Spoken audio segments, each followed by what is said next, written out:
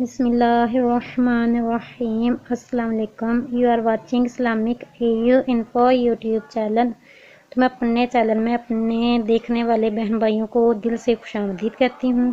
تو آج میں دعائے حاجات آپ لوگوں سے شیئر کروں گی۔ وظیفہ جو بتایا جائے گا اس میں حاجت مراد خواہش وش آپ لوگوں کی پوری ہوگی اگر آپ یہ عمل کرو گے۔ تو ویڈیو کو کمپلیٹ واچ کیجئے۔ اگر آپ نے اسکپ کر دی یا چھوڑ دی تو آپ کو کوئی فائدہ نہیں ہوگا۔ تو آئیے اب ہم اپنے وظیفے کی طرف بڑھتے ہیں۔ دعائے حاجات، جو شخص ہر نماز کے بعد اس دعا کو ہمیشہ پڑھے گا، ڈیلی پڑھنا ہے اپنے بلا ناغہ ہر نماز کے بعد، بہت ایزی سی ہے، آپ 2-4 مرتبہ پڑھیں گے تو آپ کو یاد ہو جائے گی۔ خصوصاً فرائیڈے کے روز جمعے کی نماز کے بعد تو اللہ تعالیٰ ہر خوف کی چیز سے اس کی حفاظت فرمائے گا، اس کے دشمنوں پر اس کی مدد کرے گا اور اس کو غنی کر دے گا اور اس کو ایسی جگہ سے رزق پہنچائے گا جہاں اس کا وہم و خیال بھی نہ جائے، اور اس کی زندگی اس پر آسان کر دے گا اور اس کا قرضہ ادا کر دے گا۔ اگر قرضہ بھی ہوگا نا اس پر، اگرچہ پہاڑ کے برابر قرضہ ہو تو اللہ تعالیٰ کے فضل و کرم سے قرض اس کا اتر جائے گا۔ اللہ تعالیٰ اپنے فضل و کرم سے اس کو ادا کر دے گا، وہ مطلب قرض سے بھی خلاصی پا جائے گا، قرض بھی اس کا اتر جائے گا، اسے ہر چیز سے اللہ تعالیٰ امن و امان میں رکھے گا، دشمنوں سے محفوظ رکھے گا، اور اس کو اللہ تعالیٰ وہاں سے رزق پہنچائے گا جہاں سے اس کا وہم و گمان بھی نہیں ہوگا۔ تو یقین کے ساتھ عمل کرو گے تبھی آپ کو فائدہ ہوگا، اگر یقین نہیں تو کسی بھی عمل کا فائدہ نہیں ہوتا۔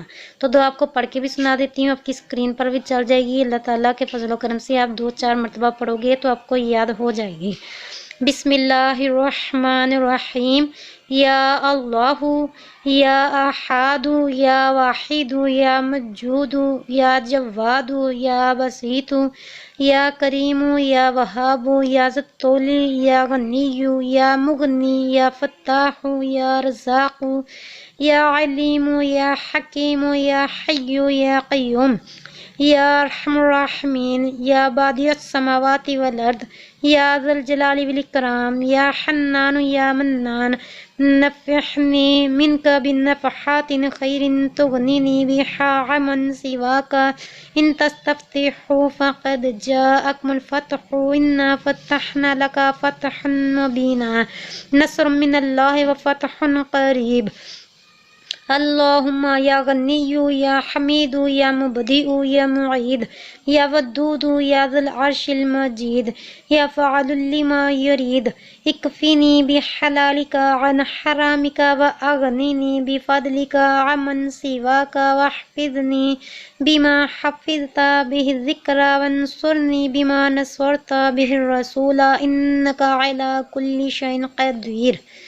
بس اتنی سی دعا ہے، اللہ تعالیٰ کے نعموں کا بہت ہی پیارا گلدستہ سمجھ لیجئے۔